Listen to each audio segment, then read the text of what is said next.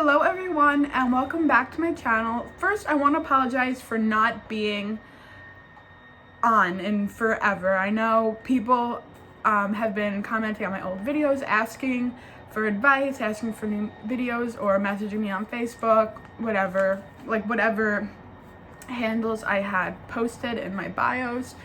And I felt really bad because I just haven't had the time. My school, I'm in college, I'm a 20-year-old college student. I am full-time and it's full-time online, so I feel like right now I feel like I'm getting more work than I would if I'm in class. My hours at my normal job increased, like my normal part-time job increased, so I'm working full-time there, and then I'm still trying to juggle my business at the same time. So I just found I haven't had time, and I felt really bad that I'm getting so many questions and that I haven't updated anybody. So this was one of the topics that were requested the most so far, and it was how to advertise your business for Christmas online, since as a substitute for craft fairs. And this definitely is a big important one, only because now we're noticing that you don't have craft fairs, you don't have any like local events that you could go to. At least in my area, there's nothing. I was able to do one outdoors in the beginning of October, but the cases in our area increased, so all outside events that were going to be taking place were all canceled for the rest of the year. So now more than ever, people need to advertise more online because you do lose that person-to-person interaction.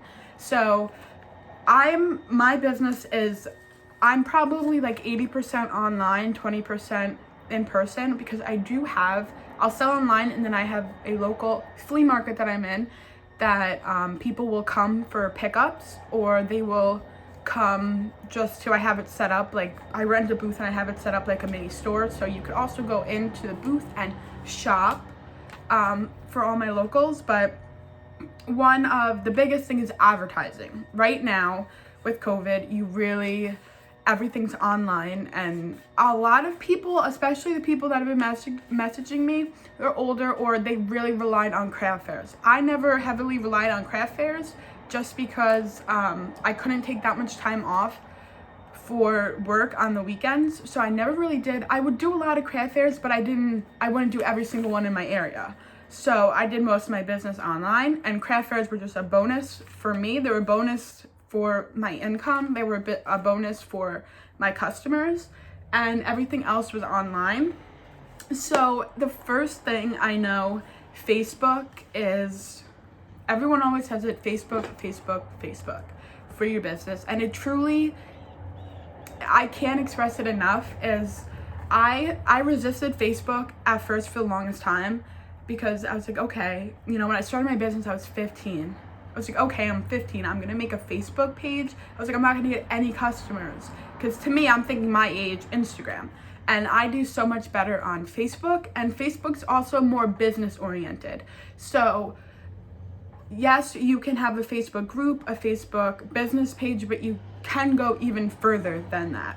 So I have both a business page and a business group, but I'm also involved. I joined other small business owner groups in my area online. I make hair bows, so I'm in groups with not local people, but people in the same niche. So like we all make hair bows, or like things like that. So there's so many groups that you can join to get extra help and get inspiration. And that's what I'm still in a lot of those, but I've been finding that I haven't had a lot of time to like look through the groups. So that's with Facebook. That's definitely, there's so many local buy and sell groups near me. Either it's like there's yard sale ones, there's homemade ones, there's like local groups for vendors that would like be at all the craft fairs. And I actually made my own group to help the community out with, I made it for all like the local craft fair vendors to kind of have a group, and I made it back in August, but I made it to prep for the Christmas shopping because I knew that the craft fairs wouldn't be in person. So now I'm kind of like gearing everyone towards Christmas with helping. I feel like it's easier just to post something in the group and then it's all locals, whereas when I make the videos, it's really for everybody. But with Facebook, biggest thing is advertising. Now, obviously, like, that's like a no-brainer. It's always advertising, and I do both. I pay for my ads, which I don't do as much. I pay for my ads, and then I also, when I post things, I'll do incentives, like really anything, like tag a friend, invite a friend, share this post to a group, and then it's either they'll get like a $5 credit for my next bow release, or they'll be entered for a chance to win a $50 gift card to my shop. So there's always so many incentives, and I prefer to do like the natural advertising, just because when you have customers or potential customers, like people already looking at your page, they're tagging friends. Now, it's word of mouth. They're tagging friends who have already tried your product or have been looking for your product to try it for a really long time. And so they'll tag friends to try it. Whereas that's the nice thing is I love when my customers, they'll tag friends and they'll be like, oh, this is where I get like so-and-so's bows. Like, this is where I get little Becky's bows. They're great quality. And so it's kind of like word of mouth. So that really helps me with my local, with my local standing is since I do hair bows, a lot of people, they will invite people, like their friends who say it's like a grandparent, aunt, uncle, parent, a little girl that loves hair bows or any like hair accessories. So the word of mouth, it's so much easier than just promoting.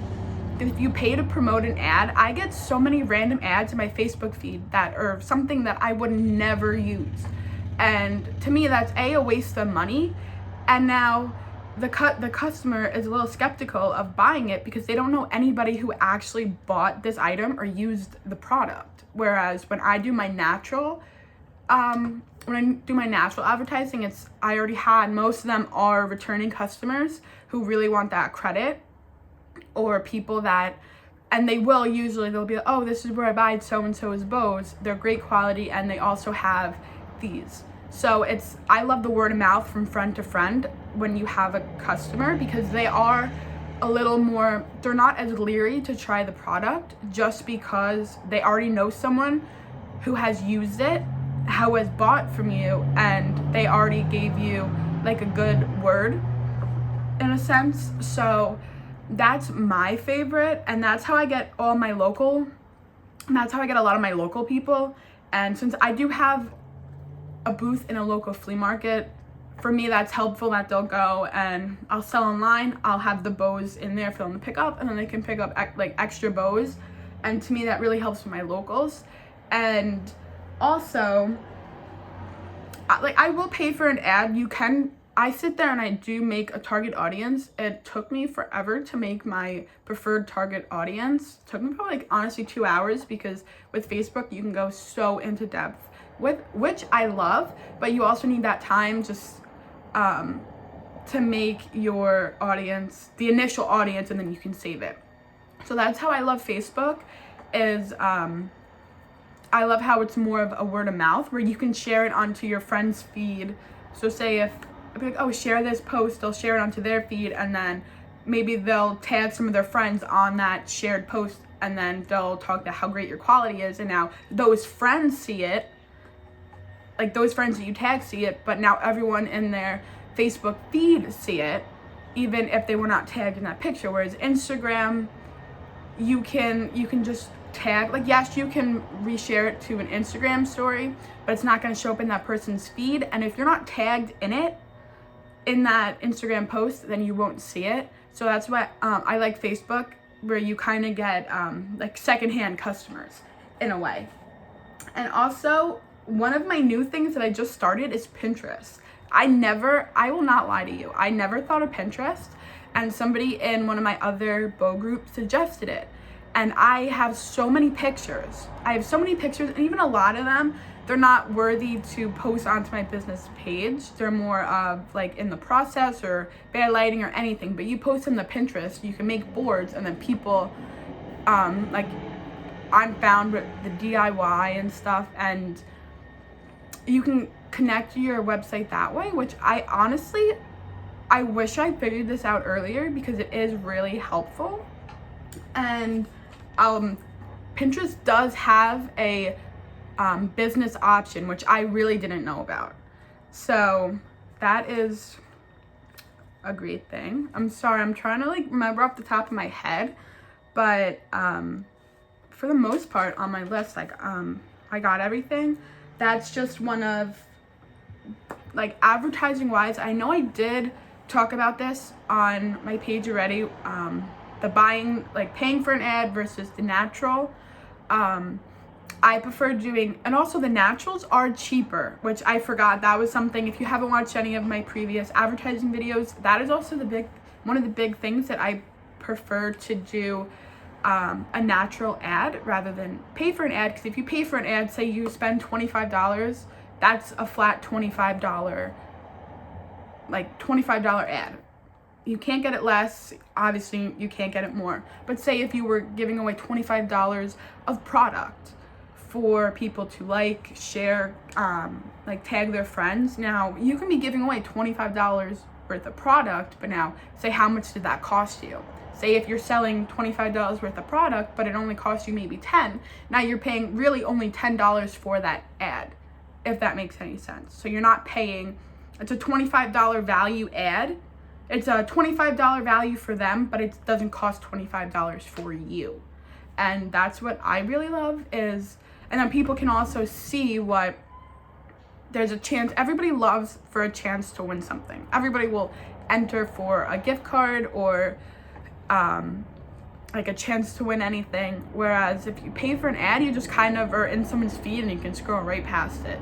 And that's one of the things I realized is everybody likes a giveaway. Everybody likes like a contest. So I don't pay for my ads that often. The only time I pay for my ads is I'll promote like a specific button on my page. Like I'll promote the specific like buy option on my page or the website, like the website link. So I won't promote my Facebook page as a whole because that it's easy to do with people just sharing. But if I do promote, it's an individual or it's like an event. So when I did have the craft fairs, I would create an event.